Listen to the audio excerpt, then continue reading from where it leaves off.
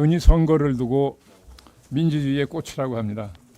그러나 지금의 대선 전에는 꽃의 향기는커녕 퇴장해야 할 세력의 이전 투구만 보입니다. 김문수 후보와 한덕수 후보 간의 권력 투쟁은 우리의 미래를 결정할 국가 지도자를 뽑는다는 대선의 의미를 크게 훼손하고 있다고 봅니다. 한덕수 후보는 출마하지 말았어야 하는 분 아닌가요? 파면당한 대통령의 정부에서 국무총리를 지낸 분이 출마한다는 발상 자체가 이게 국민적 상식에 부합하는 일인지 어떻게 보면 좀 파렴치하게 보이는 일 아닌가요? 출마하려고 했다면 대행에서 일찍 사퇴하고 국민의힘 경선에 참여했어야 합니다. 뒤늦게 출마하고 싶었다면 죄송합니다. 최소한 무소속 후보로 완주하려는 각오는 있어야 하지 않았을까 생각합니다. 그런데 한덕수 후보는 아무것도 하지 않았죠. 그렇기에 출마 자체가 불법 계엄 세력의 정략의 산물이라는 국민들의 의심을 받게 되는 것이라고 생각합니다. 김문수 후보와 한덕수 후보는 계엄 정권의 국무총리와 장관을 지냈으니 국민 입장에서 볼 때는 50보 100보라고 생각합니다. 돌이켜보면 윤석열 정권 3년간 국민의힘 당대표는 비대위원장과 권한대행을 포함하면 12번이나 바뀌었고 이준석과 한동훈처럼 한때 인기가 높았던 당대표도 대통령 마음에 들지 않으면 비장하게 버려졌습니다. 정당 민주주의를 그토록 우습게 여기던 분들이니까 국민이 피 흘려 쟁취한 대한민국 민주주의로 계엄으로 훼손하려 했던 것입니다. 그들은 마땅히 퇴출되어야 합니다. 대한민국은 민주공화국입니다. 헌법 제1조에 명시된 엄숙한 내용입니다. 2025년 대한민국의 대선이 그저 헌법 제1조의 내용을 재확인하는 수준에서 치러져서는 안 됩니다. 무엇보다 민생이 너무 어렵고 대내적으로도 산적하는 과제들이 많습니다. 그런 과제들에 대한 해결책들을 놓고 경쟁해야 합니다. 위기와 난관을 극복할 수 있는 유능한 통합의 지도자를 뽑아야 합니다. 그래야 선거가 민주주의의 꽃이 되는 것입니다. 국가의 발전을 기약할 수 있습니다. 이번 선거에서 민주당은 퇴행의 세력을 심판하는 동시에 미래에 대한 비전도 제시해야 합니다. 비전과 가치를 공유하는 이들을 늘려나가는 선거를 위해서 최선을 다하겠습니다. 대한민국 국민들에게 민주주의의 꽃을 다시 돌려드리겠다는 엄숙한 약속을 드립니다. 감사합니다. 예, 감사합니다. 다음으로 박찬대 총괄 상임선대위원장의 발언이 있겠습니다. 조희대의 사법 쿠데타를 국민께서 막아주셨습니다. 법원이 이재명 후보의 재판 일정을 대선 이후로 연기한 것은 너무나 당연한 결정입니다. 불의한 사법 권력은 결코 국민을 이길 수 없다는 진리를 증명해 주신 위대한 국민께 경의를 표합니다. 하지만 끝난 것이 아닙니다.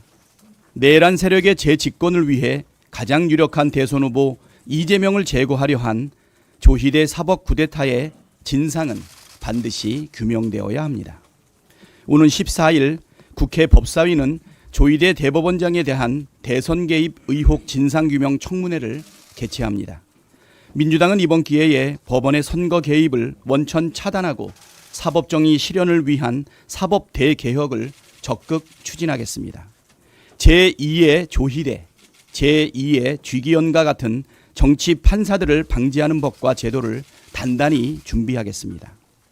법원 내부망에는 조희대 대법원장의 사퇴를 촉구하는 현직 판사들의 성토가 빗발치고 있다고 합니다. 조희대 대법원장은 더 늦기 전에 스스로 물러나야 합니다. 그것이 사법부의 명예를 지키는 길이며 양심적인 법관들의 신뢰를 회복하는 최소한의 도리일 것입니다. 대법원에 이어 중앙선거관리위원회도 수상합니다. 우리 당 김한규 의원이 중앙선관위 주최 TV 토론회에서 마이크에 대고 이재명 후보를 언급하고 국민의힘 후보 이름이 들어간 피켓을 쓴 것이 문제가 된다며 조사에 나섰다고 합니다. 선관위가 지금 제정신입니까? 방송에서 마이크에 대고 말을 안 하면 도대체 어디다 대고 말을 합니까? 방송 소품으로 쓴 손팻말이 어떻게 불법 광고물이 됩니까? 선관위의 어처구니 없는 행태에 수긍할 국민은 단 한 명도 없을 것입니다. 다음 주면 공식 선거운동이 시작됩니다. 선관위는 선거운동을 위축시키는 일체의 행위를 중단하고 공정하고 투명한 선거관리 업무에 충실하시기를 당부합니다. 내란 종식과 헌정 수호를 위해 국회는 국회가 해야 할 일을 따박따박 해 나가겠습니다. 국회 법사위는 지난 7일 내란 특검법과 김건희 특검법, 순직해병 특검법을 의결했습니다. 내란 특검법은 수사 대상을 11개로 확대했고 특검 후보 추천도 민주당과 조국혁신당이 함께하도록 개정했습니다. 김건희 특검은 명태균, 건진법사 의혹까지 모두 포함해 윤석열, 김건희의 국정농단 의혹을 낱낱이 파헤치도록 하겠습니다. 3번이나 내란 세력의 거부권에 막혔던 순진 해병 특검도 이번엔 반드시 관철하겠습니다. 민주당은 내란을 완전히 종식하고 진짜 대한민국을 만드는 그 순간까지 두려움 없이 전진하겠습니다. 예, 감사합니다. 다음으로 강금실 총괄 선대위원장의 발언이 있겠습니다. 네, 5월 7일에 서울고등법원 결정으로 선거 기간 중에 후보의 그 헌법적 그 보장, 그러니까 그 선거운동의 기회를 균등히 보장해야 되고 공직선거법상의 후보자의 신분 보장한다는 우리 헌법의 그 원칙이 확인돼서 다행으로 생각합니다. 이 문제는 비단 그 이재명 대선 후보만의 문제가 아닙니다. 우리 헌법과 그 공직선거법은 국회의원 선거, 지방자치단체 선거에서도 같은 취지로 헌법적인 그 신분 보장을 두고 있기 때문에 앞으로 모든 선거에서 이 원칙이, 헌법의 원칙이 적용되기를 기대합니다. 지금 우리는 저도 법률가지만 매일매일 헌법 들여다보고 법률 들여다보고 법 공부를 하고 있습니다. 국민 모두가 헌법을 같이 공부하면서 한 걸음 한 걸음 민주주의 회복과 국민 주권의 강화를 위해서 나아가고 있는 단계입니다. 다음 단계에서 또 국민들께서 또 많은 이제 질문이 들어오는 것이 만일에 대통령 선거가 끝나고 당선된 대통령일 경우에는 형사재판은 어떻게 되느냐는 이제 궁금증을 말씀들을 많이 하시는데요. 국민주권 행사에서 국민의 최고의 중요하고 최고의 심부름꾼이 대통령입니다. 우리 헌법은 대통령에 대해서 아주 특별한 권리를 부여하고 있습니다. 탄핵에 의한 파면이 아니고는 신분 보장에 그 지장이 없게 하고 있고요. 불소추 특권을 둬서 다른 공무원들의 경우는 뭐 형사재판을 받거나 해서 뭐 이렇게 자격 상실되는 이런 경우들이 있지만 대통령은 헌법에서 명시적으로 신분을 보장해야 된다. 불소추 특권을 보장하고 있는 것입니다. 그래서 헌법재판소는 이 불소추 특권에 대해서 국내외를 대표하는 대통령의 체면, 권위 유지, 원활한 직무 수행을 위해서 해석돼야 한다고 결정하고 있습니다. 이 문제가 너무나 당연한 대통령이 당선되면 그 대통령의 신분 보장을 위해서 불소추 특권으로 모든 형사재판은 정지돼야 한다는 이 헌법적 해석을 지금 논란을 벌이고 있는 상황입니다. 아시다시피 국민 여러분 아시다시피 대통령실은 수사를 방해하고 있고 대법원장, 법무부 장관 모두 내란 범죄자 윤석열이 앉힌 고위공직자들로 이 한 걸음 한 걸음 힘겹게 헌법을 공부하면서 국민 주권이 나아가는 이 길을 방해하고 있습니다. 국민의힘은 내란에 노골적으로 지지하고 민주적 기본 질서를 지키지 않는 정당으로 와해되고 있는 형국입니다. 이런 상황에서 더불어민주당은 우리 국민 주권의 명령에 의해서 대통령의 불소추 특권, 헌법상 보장된 신분 보장을 위해서 법을 만들지 않을 수가 없다는 것을 국민 여러분들께서 함께 법 공부하는 심정으로 공감해 주셨으면 합니다. 이런 여러 가지 저항과 어려움 속에서도 이재명 후보께서 어제 경제 5단체 간담회를 통해서 민간 중심, 수요자 중심의 정책 전환을 말씀하시고 그 경제의 대통령으로서의 능력을 보여주셨습니다. 지금 인수위도 없이 바로 집권하고 그 위기의 대한민국을 진짜 대한민국으로 바꿔나가는 일을 해야 합니다. 위기를 극복하고 회복과 성장의 경제를 이끌어갈 유일한 리더, 저는 이재명 후보라고 믿고 있습니다. 국민 여러분께서도 한 말씀 한 말씀 이재명 후보의 그 여러 가지 발언을 눈여겨보시고 이분의 경제적 역량, 위기 돌파 역량을 잘 공감해 주셨으면 합니다. 감사합니다. 예, 감사합니다. 다음으로 정은경 총괄선대위원장의 발언이 있겠습니다. 네, 안녕하십니까. 정은경입니다. 어제 어버이날을 맞아 이재명 후보가 노인 복지 공약을 발표했습니다. 어르신을 대하는 국가의 태도가 그 나라의 품격이라고 합니다. 그러나 지금 대한민국은 과연 어르신들께 품격 있게 살 수 있는 나라인지를 되묻습니다. 폐지 수레를 끌고 골목을 어르신 어버이날마저도 그 어르신들의 수레는 멈추지 않았습니다. 이분들이 바로 젊은 시절 헌신과 희생으로 우리나라를 일으켜 세운 산업화 세대입니다. 또 누군가는 민주주의를 지켜낸 역사입니다. OECD가 발표한 통계에 따르면 2021년 37.6%였던 우리나라 노인 빈곤율이 2023년에는 38.2%로 오히려 증가했습니다. 여전히 OECD 국가 중 가장 높은 수준입니다. 국가는 커졌지만 노인 개인의 삶은 더 나빠졌습니다. 지금 우리나라의 아픈 현실입니다. 어르신 한 분 한 분이 바로 우리나라 대한민국의 역사입니다. 이제는 제대로 된 정당한 대우를 받아야 될 시점입니다. 이재명 후보는 국가와 노인들 간에 벌어지고 있는 이 단절을 연결하겠다고 선언했습니다. 기초연금 부부 감액을 단계적으로 줄이고 일하는 어르신들이 국민연금 감액 등의 부당한 처분을 받지 않도록 개선하겠습니다. 임플란트 건강보험 적정 연령은 낮추고 개수는 늘려서 치아 건강을 살피겠습니다. 어르신 돌봄이 가족의 부담이 아닌 국가의 책임이 되어야 합니다. 특히 자식에게 간병비 부담 지우지 않으려고 혼자 아픔을 참는 어르신들이 없도록 사회가 그 아픔을 함께 나누고 공공이 부담하는 체계를 만들겠습니다. 의료 취약계층인 어르신들의 주치의 제도를 확대하고 여가 복지시설 지원도 늘리겠습니다.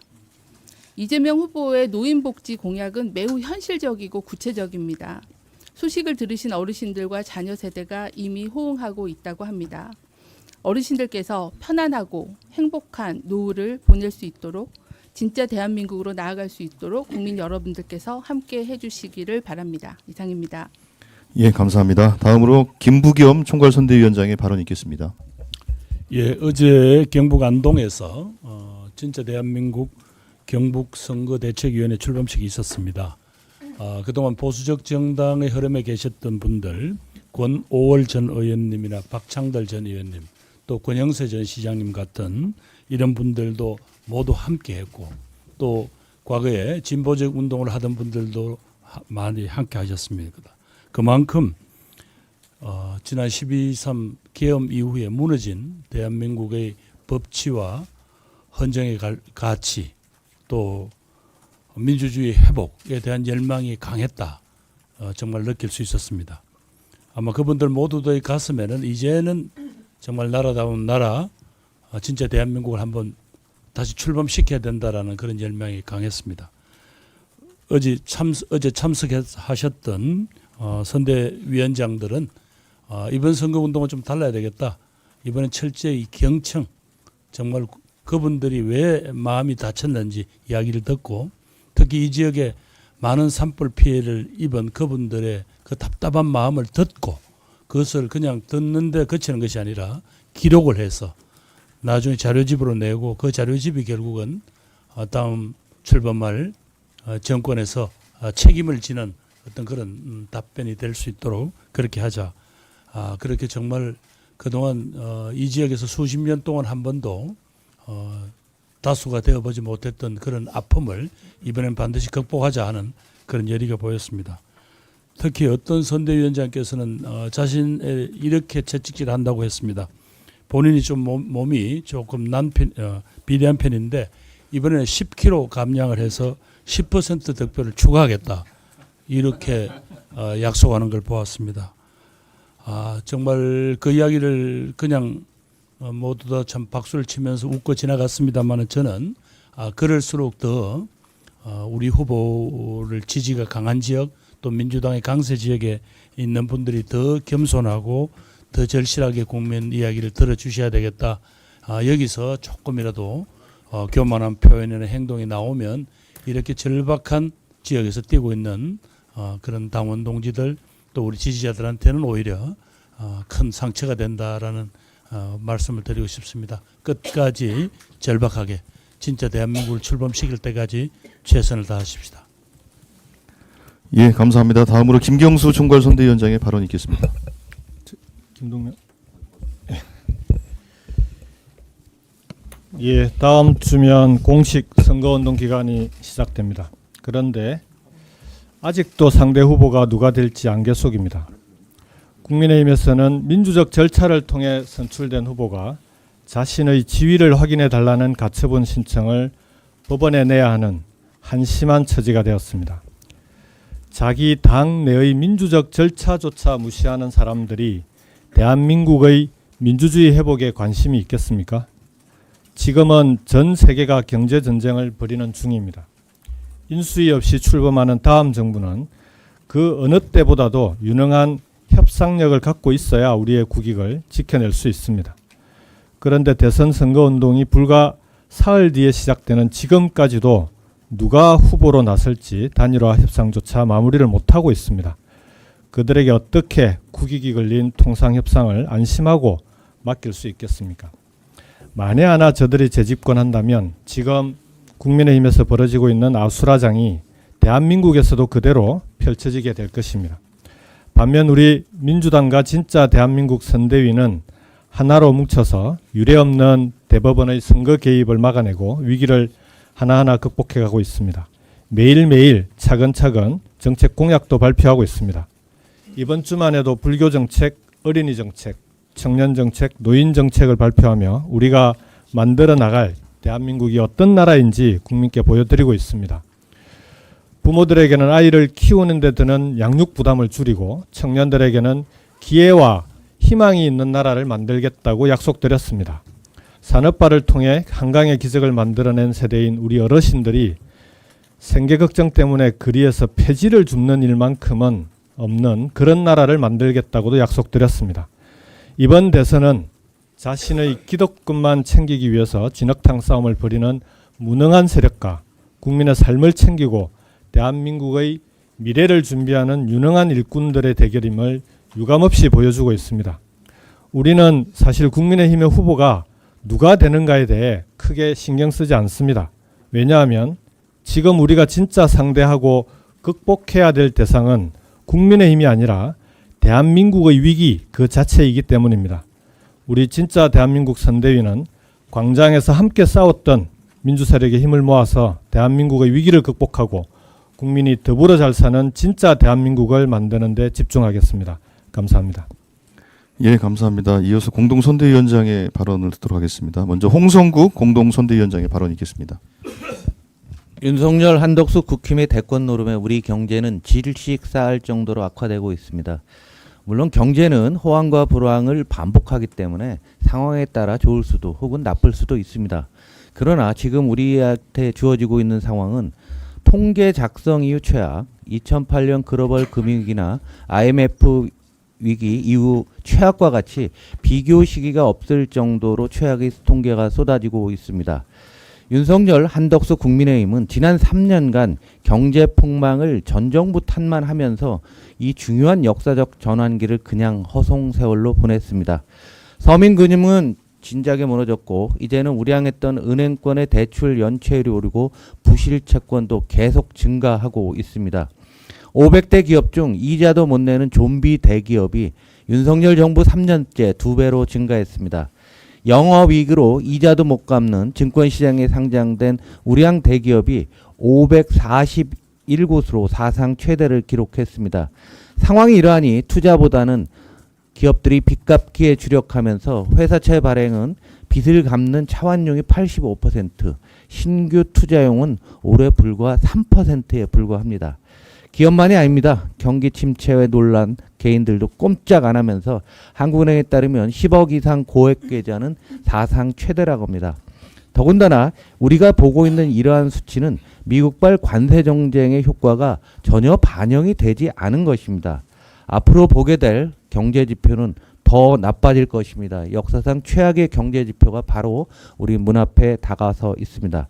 지난 3년간 국가가 엉망으로 경영되자 가장 중요한 AI 등 고급 인재들은 해외로 유출되고 있고 추경을 통해 약간의 자금을 공급했지만 AI를 개발할 인재는 이제는 사라지고 있습니다.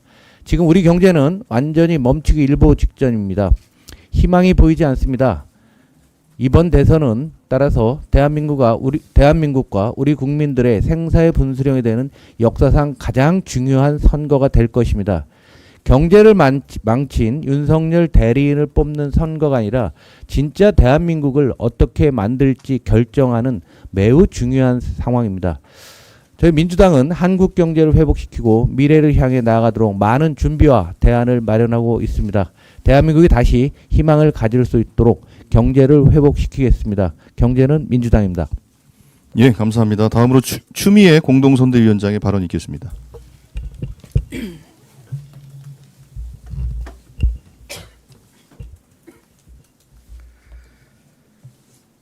12.3 내란에서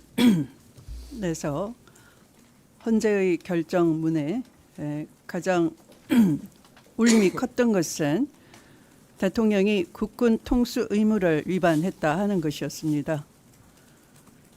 군을 움직이기 위한 필요 조건, 전시나 극도의 사회 혼란 상황이었어야 함에도 불구하고 평온한 밤에 군을 동원시켰다 하는 것, 시민과 맞서게 했다는 것 자체가 어떤 진영 논리를 떠나서 만장일치로 국군 통수 의무 위반을 한 것이고 이로써 파면이 선고된 것입니다.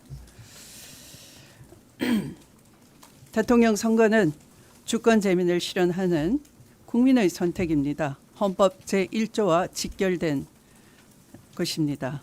그런데 문형배 헌법재판관은 헌정 수호를 위해서 판단이 빠른 사람이 늦게 판단하는 사람까지 다 기다렸다라고 했습니다. 만장일치를 이끌어내서 여기에 국민의 의심이나 의혹이 없도록 최선을 다했다 하는 표현을 그렇게 했습니다. 그런데 어찌해서 조희대 대법원장은 혼자서 정치 판결에 직접 나서서 서두르고 진두지휘를 하셨습니까? 항소심 기록이 3월 28일 대법원에 접수되었고 4월 10일 검사 측의 상고 이유서가 접수됐으며 4월 28일 변호인 의견서가 제출됐습니다. 그런데 변호인 의견서 제출된 지 사흘 만에 전원 합의체 판결, 그야말로 속전속결로 이루어졌던 것입니다. 대법원장이 직접 지휘해서 군사작전 하듯이 해낸 이 판결에 대해서 이제 판사들이 침묵을 깨고 말을 하기 시작했습니다. 판사는 대법원장의 사조직이 아니다. 그리고 어떤 분은 이러고도 당신이 대법관이냐. 아마 잠도 못 잔 듯 이런 새벽에 이런 글을 올렸습니다. 검찰 정권이 망친 나라. 검찰 정권이 영구 집권을 위해서 국군 통수 의무를 위반한 채로 시민과 군을 맞서게 했던 이 나라를 국민이 건져 올렸습니다. 국민이 선택할 시간을 존중하지 않고 대법원장이 직접 나서서 대통령을 지정하려고 하고 있습니다. 이렇게 정치 개입을 스스로 해서 사법 파국을 초래한 대법원장은 수습할 수 있는 유일한 길, 스스로 수습할 수 있는 최소한의 길은 조속히 사퇴하는 것밖에 없습니다. 더 이상 낯들지 마시고 국민 앞에 고개 숙이고 사퇴해 주실 것을 촉구합니다.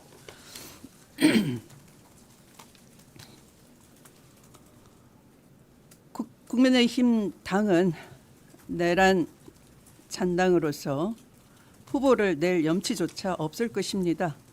그들의 범죄가 지난 3년간 어떤 죄를 저질렀는지가 끔찍할 정도로 하나씩 드러나고 있는 상황입니다.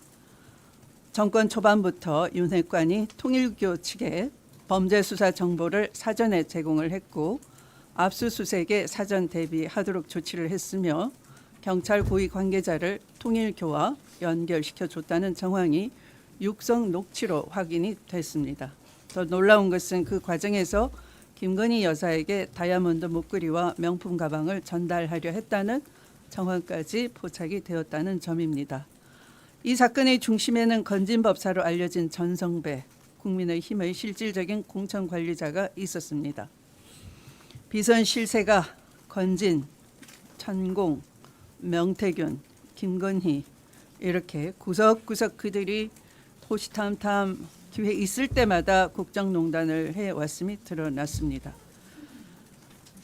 비선의 힘으로 점술과 종교 권력, 사적 네트워크까지 동원돼서 움직였던 마네킹 정당 국민의힘은 이제 다시 자당의 후보를 물리치고 윤석열이 가진 시나리오대로 이 내란대행 한덕수를 후보로 옹립하려고 온갖 술수를 부리고 있습니다. 홍준표 시장이 뒤늦게 현타가 와서 말했습니다. 윤석열이 나라를 망치고 당을 망쳤다. 김문수도 외치고 있습니다. 출마 의사도 없는 한덕수를 누가 대통령 만들려고 했느냐. 네, 그렇죠. 한덕수 뒤에 윤석열이 있다는 것 이제 국민이 다 알아챘습니다. 윤석열은 지금 관저 정치를 하고 있습니다. 주희대 대법원장과 지기현 판사의 공작으로 탈옥에 성공을 했고 권성동과 권영세를 조종하면서 국민의힘의 대선을 조종하고 있는 것입니다. 윤석열은 한덕수를 대통령으로 만들고 사면을 받고 나아가 상황 정치를 하려는 야무진 꿈을 꾸고 있는 것 아니겠습니까? 그에게는 헌법도 국민도 당원도 당원과 당규도 모두 걸리적거리는 욕심을 부리는데 방해물에 불과할 뿐입니다. 이번 대선은 검찰 관저정치, 비선라인, 종교 커넥션, 사법 쿠데타, 공천 장악을 통해 당과 국정을 통째로 틀어진 이 내란 세력을 반드시 심판하는 준엄한 선거여야 할 것입니다. 단순한 정권교체의 의미가 아닙니다. 낡은 구악 청산 없이 우리는 미래로 한치도 나아갈 수 없다는 것을 알았습니다. 반드시 승리해야 하겠습니다. 국민과 함께 이 싸움에 꼭 승리하는 것이 우리의 역사적 소명일 것입니다. 감사합니다. 예, 감사합니다. 마지막으로 정동영 공동선대위원장의 발언이 있겠습니다. 예, 제가 여러 번 대선 선대위에 참여해봤습니다만 이번 이재명 후보 선대위가 최고의 황금 선대위라고 생각합니다. 맞습니까? 네. 특히 이번에 대법원 사법 쿠데타를 제압하는 과정에서 당대 최고의 실력과 평판을 가진 법률가 두 분이 선대위원장으로 계셔가지고 혁혁한 역할을 하셨다고 생각합니다. 강금실, 이석연 두 분에게 큰 박수 부탁드립니다.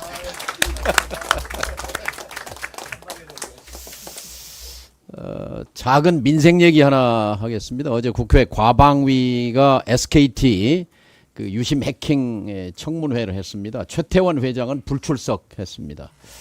그런데 지금 4월 18일 날 그 악성 코드가 발견돼 가지고 20일 지났는데 SKT 여기 선대위원장님들도 SKT 쓰시는 분들이 있는데 2,500만 명이 있습니다. 그 중에 지금 25만 명이 번호 이동을 했습니다. 그러니까 이제 바꿨어요. 그런데 SKT 측이 약 10만 원씩 위약금을 청구했습니다. 위약금, 번호 이동. 그런데 이 소비자와 사업자 간에 이제 저 핸드폰 쓸 때 약관, 계약서를 체결하는데 그 약관이 있습니다. 약관 43조 사항에 회사의 귀책 사유가 있는 경우에 위약금은 면제된다. 이렇게 약관이 딱 돼 있어요. 그러니까 약관대로 하면 위약금을 물리면 안 되는 거예요. 그러니까 25만 명에게 지금 250억을 물렸는데, 예, 그분들은 황당하지요. 말하자면 10만 원 큰 돈입니다. 서민 가게에는. 그래서 이거는 약관을 깬 거거든요. 그래서 사실 정부의 역할이 있어야 되는데 이 약관은 그 과기정통부 관할 부서인 과기정통부가 신고만 접수합니다. 그 이제 통신사로부터 신고를 접수했으니까 과기정통부가 국회에서 그냥 약관을 지키면 약관을 지켜라 이렇게 말하면 되거든요. SKT 측에. 근데 로펌을 동원하고 법률 자문을 받고 검토 중이다. 계속 지금 20일째 이러고 있는 거예요. 그리고 SKT 측은 이 위약금을 면제하면은 250만 명 또는 500만 명이 이탈해서 완전히 회사가 망가진다. 한 7조, 10조 피해가 난다 이러는데 자기들 말로 지금 250만 명이라면 그게 10만 원이면 2,500억이거든요. 근데 국민들한테는 7조, 10조 이렇게 해서 피해를 과장해가지고 사실상 국민을 협박하는 거예요. 그래서 우선 25만 명에게 위약금을 청구한 거 이거는 약관 위반이고 저는 불법적인 거여서 집단 소송에도 해당될 수 있다고 생각합니다. 그래서 우리 선대위 이름으로 이 피해자들 25만 명에게 약관을 위반해서 위약금 물리는 거 이거는 중단해야 된다. 이런 입장을 저는 피력합니다. 이상입니다. 예, 감사합니다. 예, 이상 발언을 모두 마치고 박찬대 총괄 상임 선거대책위원장께서 회의를 폐하겠습니다. 회의를 폐회합니다.